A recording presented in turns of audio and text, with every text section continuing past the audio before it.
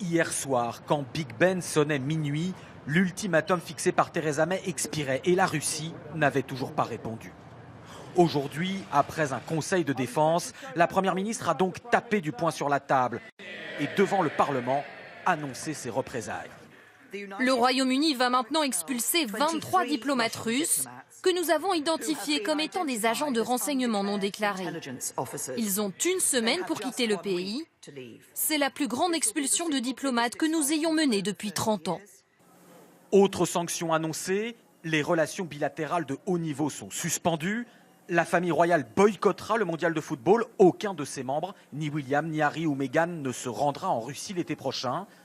Enfin, des avoirs financiers de certains proches de Poutine seront gelés à Londres. La presse britannique est à l'unisson. Bon baiser de Russie avec de la haine. Comment pouvons-nous envoyer notre équipe au mondial? Nous en avons assez de Vladimir.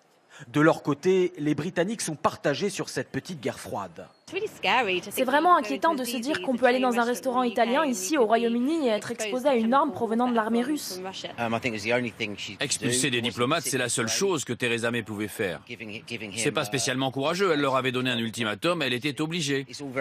Mais bon, elle joue les gros bras avec la Russie, mais je ne suis pas sûr que ça ait beaucoup d'effet.